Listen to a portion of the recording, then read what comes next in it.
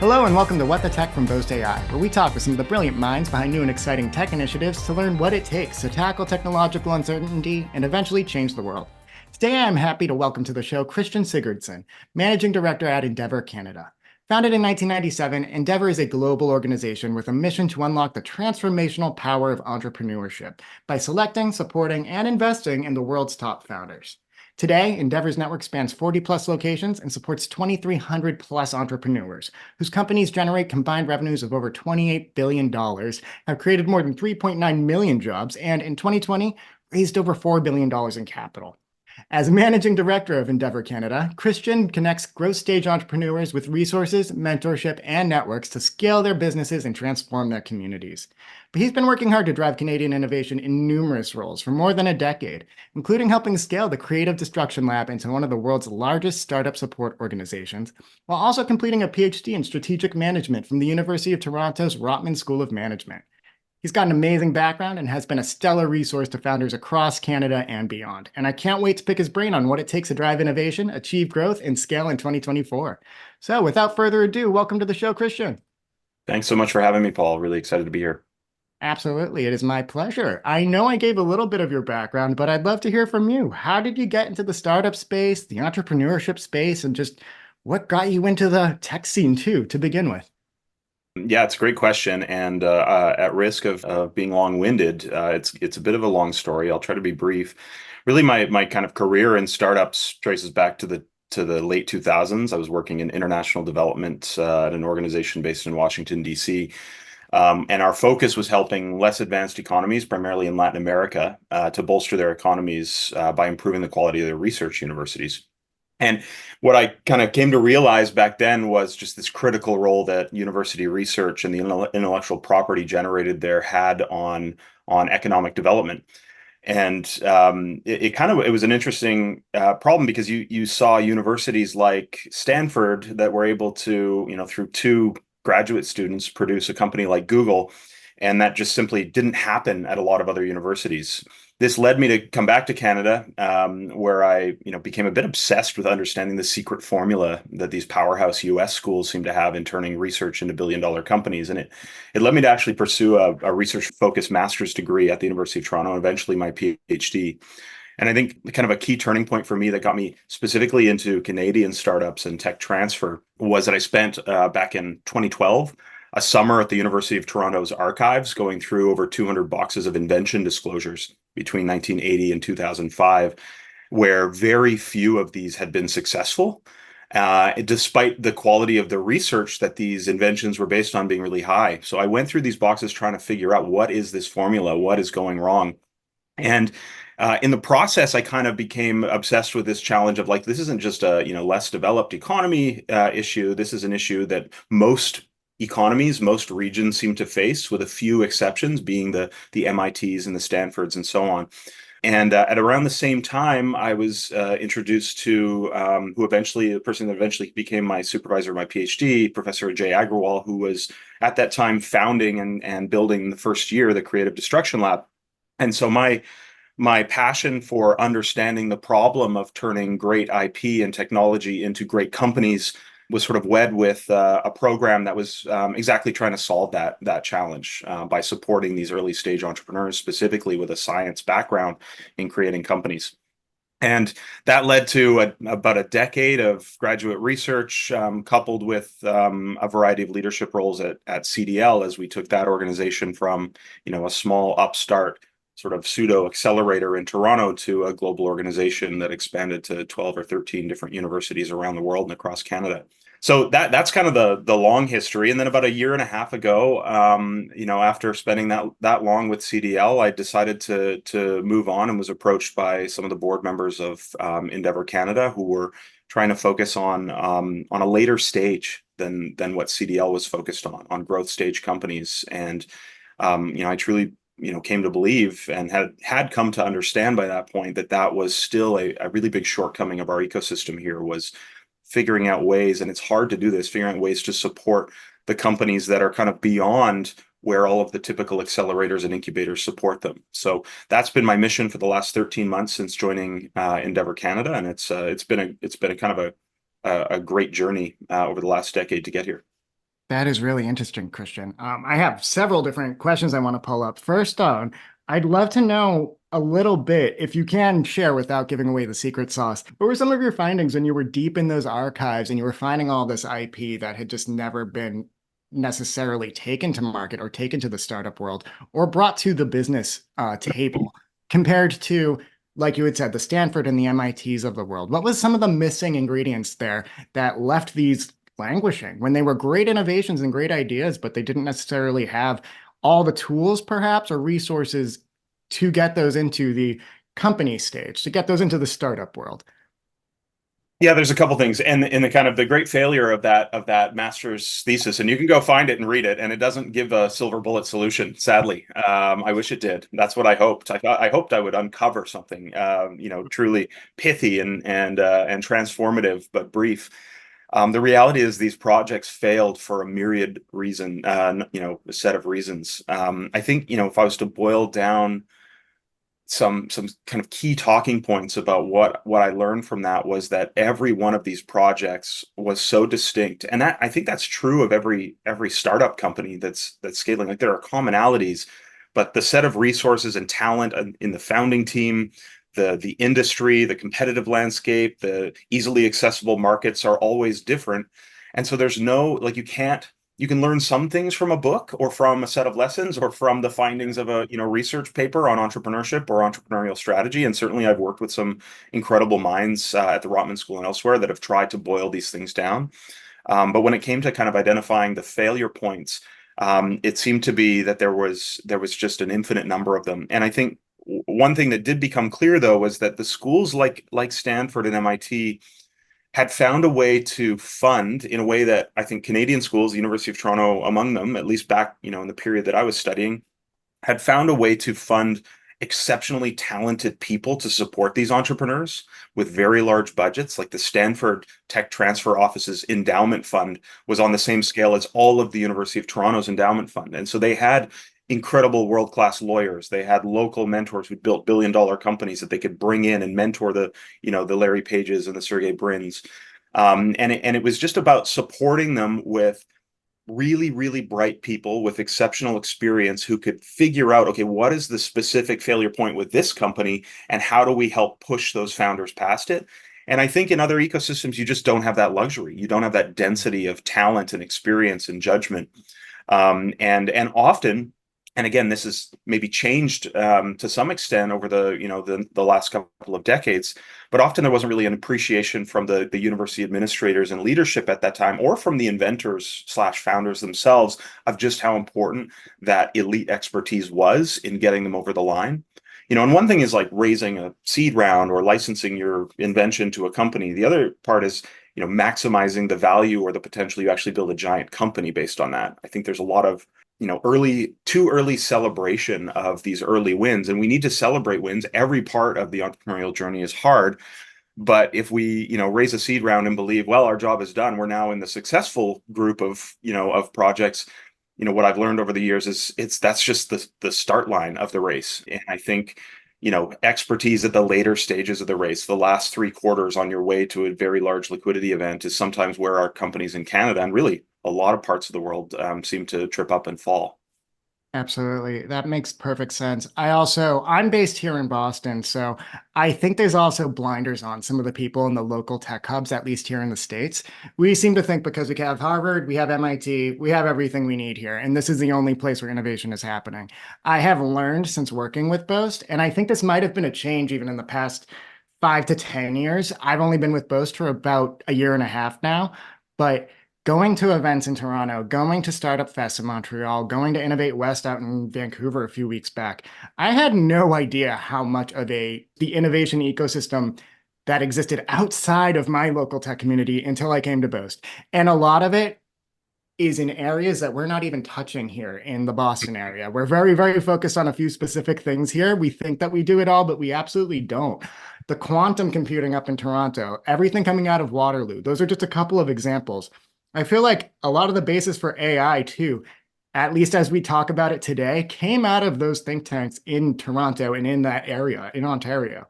So it's been eye-opening to me, and I definitely can relate to what you're saying in terms of just the resources being more readily available. in those areas where you associate innovation naturally with it.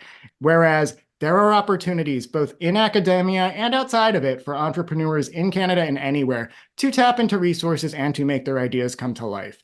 I don't know if that's something that's changed in the recent past. Again, I'm kind of new to seeing what the tech ecosystem and startup ecosystem is up in Canada, but it's so supportive. And again, it's just a different flavor. I feel like there's a barrier to entry in the US and at those institutions, and you need to be in the Harvard or MIT or Stanford ecosystem to leverage those resources and go to that big scale. But I do love also that at Endeavor, you're not just focused on getting those little ideas off the ground. You're looking more at those growth stage companies. So I'd like to know a little bit more about what's different with the work you're doing at Endeavor versus what you did at CDL. And yeah, just talk to me a little bit about that and just the realities for those growth stage companies in Canada today who maybe didn't have access to all those resources that some of the companies in the US that are those unicorn success stories had from the start. Yeah, I mean that the difference between where I was focused at Creative Destruction Lab and where I'm focused now really is related to just the stage of the company. And there's a lot of seed stage and series stage businesses and a lot of support programs and initiatives and networks for those stages of companies in Canada and really around the world. There's much less available for, when you get to that, very thin air at the 20 million in revenue plus range. And I think there's almost like a misunderstanding in the general public, certainly in a lot of policymakers and so on, and even in some people that are even in the startup community itself, that once you get to that stage, you've made it and you're fine. But you look at these companies and they struggle with profitability and they have diluted themselves by trying to raise capital to get to that stage. They are extremely lonely and kind of on an island. There's very few people that understand what it's like to have to, and I think at the risk of people saying I'm playing the world's tiniest violin here, it's having to let go 30% of your staff to keep the company alive and being solely responsible for that decision as the CEO and founder. When 3 years ago you were raising seed rounds, you had a 3-person team, or 4 or 5 years ago you were doing this. The difference in the level of weight on your shoulders at that stage is enormous, and there's not a lot of support networks. There's other large companies in your ecosystem typically, but they haven't grown at that rate. They're more sort of legacy businesses. They don't grow and expand and take aggressive risks like startups have to because of the way that they're backed through venture capital and the way that they grow very rapidly to try and take on, a market that could be closed to them internationally if they don't capture it quickly. Really what Endeavor tries to do, and I think what we're the best in the world at, is creating a peer-to-peer network for growth stage founders, for companies that are, have product market fit, are aggressively trying to expand internationally, and are often founded by founders who are doing this for the first time or maybe the second time, that are in this spot where every challenge they face on a daily or hourly basis, every key decision they make, they don't have a repertoire of having done that previously to pull on. And so I think we do an exceptional job of convening people from around the world who have built these substantial businesses. The benefit for Endeavor Canada, which was only launched a few years ago in the pandemic in 2021, is Endeavor's been around, as you said, for about 27 years now. We have an incredible global network of growth stage founders. I think last year there were something like 76 tech unicorn companies that were being run by Endeavor entrepreneurs around the world. And so, we like to think of it as it's so hard to succeed at that later stage and it takes, a mix of skill, support network, luck, extreme ambition and persistence. There's maybe at any given moment 10,000 people on Earth who are capable of getting to $1 billion plus valuation with a venture-backed company. And we're proud and humbled to have what we think is probably about 10 or 20% of them as Endeavor entrepreneurs in the network. And for a Canadian founder, or for a founder in many of our US offices, I know that you operate and you're in Boston. We have offices in Detroit and Miami and Atlanta and Colorado and elsewhere in the US and around the world.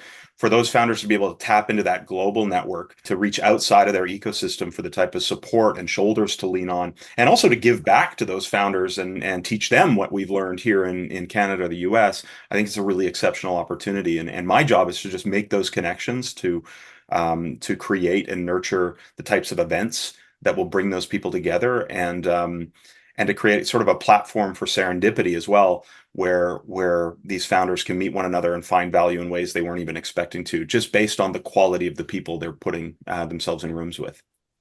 I love that. Title of episode, Platform for Serendipity. That was beautifully put, Kristjen. I have to admit, I stole that from an incredible entrepreneur that I spent a bunch of time with this week, who named LP Maurice, who's with a LP company based Maurice. in Montreal called BusBud. It's probably the global leader in bus ticketing for intercity travel, just an exceptional Canadian company. And I was reading a blog that he posted years ago, talking about different initiatives in the Montreal ecosystem, and he used the term serendipity platforms. And I think that succinctly describes a lot of what we try to do at Endeavor. That's beautiful. First off, I am a victim of the Boston transit system. So if they could come down here and help us out with our buses, not having a way to fill up my Charlie card at a bus station is a problem I have constantly. I won't digress there, but LP Maurice, Bus He's Bud, come only to able to help Boston. you with intercity bus travel, though. He's not There trying we to take on city transit. He's trying to take on that challenge of getting from Buenos Aires to Montevideo and things like that. Oh, that's amazing. Okay, well, all right. That's a whole nother podcast. I will reach out to LP to get him on here. But again, platform for serendipity, though, I think that really speaks to, like you had said, the peer-to-peer nature of what you guys do, and what I think is such a huge differentiator, at least in terms of the different programs that we've had on our podcast. You had mentioned before, CDL is more akin to like that incubator or accelerator for those more early stage founders who are getting into it, whereas it's lonely at that growth phase, like you had said. And I think there's such a benefit to having those people who you're bumping elbows with who can actually share in that with you, because it's not a perspective we often get. I think a lot of folks who we'll talk to on this show and just in doing business with those customers, it's always almost looking up, because it's always about, we need that funding from an investor, or we need to get some VC, or we need to hand over some equity. Or in Bo's case, we need somebody who can help us tap into non-dilutive funding to your point, not hand over that equity so early and then get even more lonely and feel almost handcuffed to a business that you were very passionate about when you started.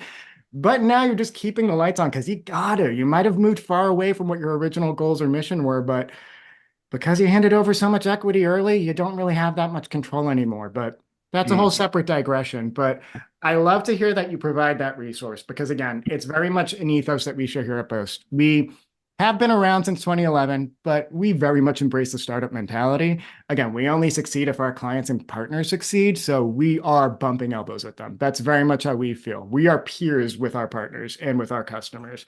So just a little bit of simpatico between what we do here at Boast and the global network that you have over at Endeavor.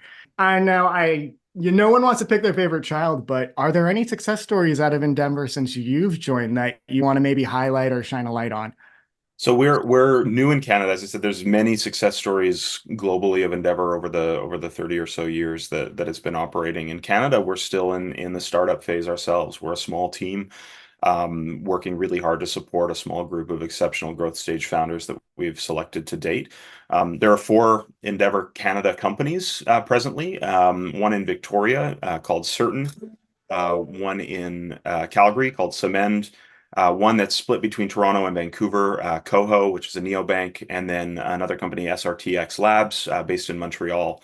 And again, these are all companies with just exceptional founders doing incredible things. I think they've raised a combined almost 700 million US in capital. They generate a few hundred million US in annual revenue and employ about 1,000 people across them. So these are, I think, some of Canada's best shots on goal at creating a truly economy transforming company. And our job is to do absolutely everything in our power to support the founders and the leadership of those companies to help them get there, because the finish line is not directly in front of them. It's a ways to go.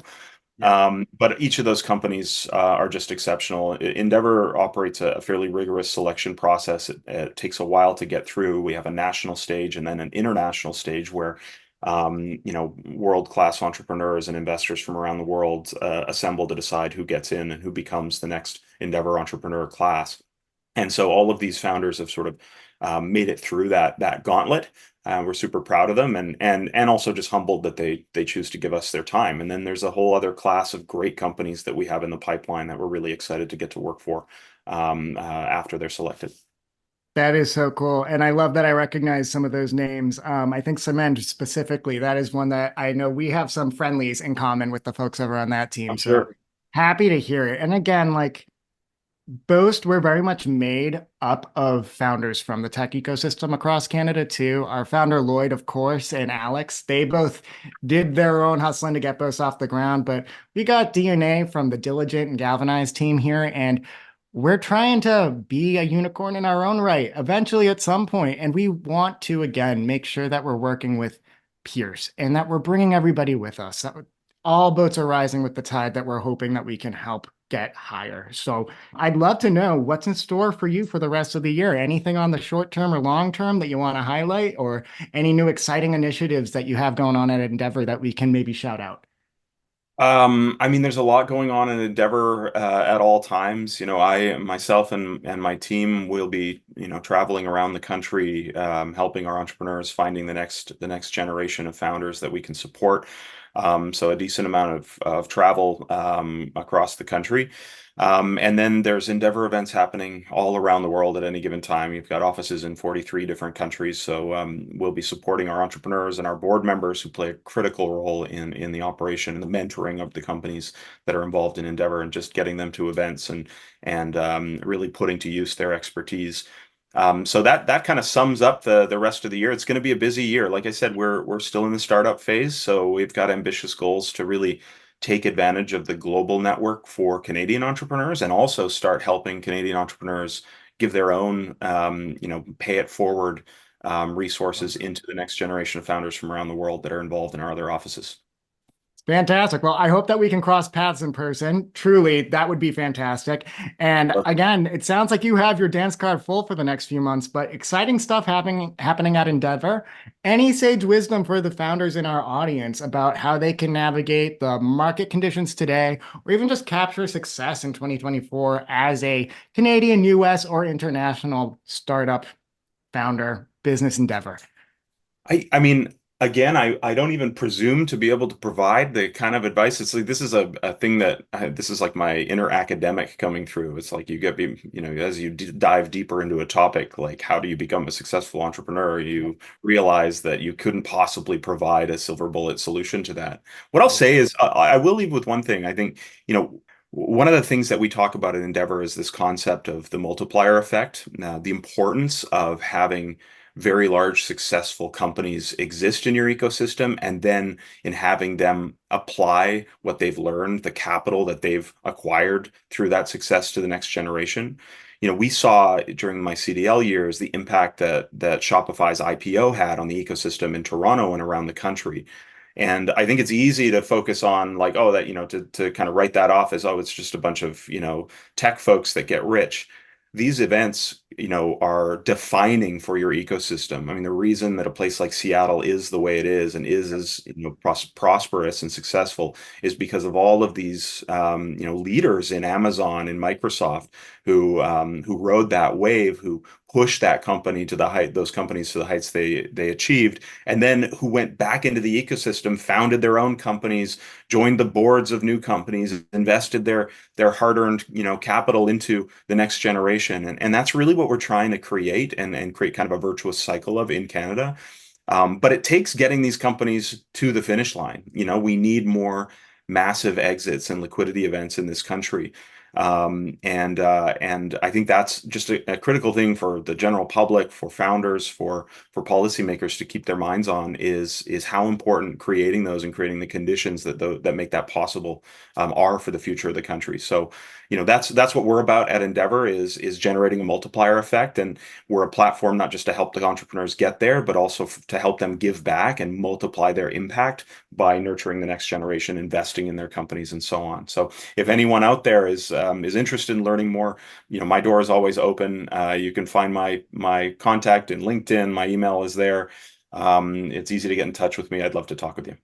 Absolutely. And one more thought before we go, just because I'm so glad you brought up the Shopify of it all. When I was at my first Startup Fest in Montreal last year, we went to the Founder Fuel demo day. They're a partner of ours. We work with a lot of the 2023 cohort today. I met a lot of them in person last time. It was fantastic.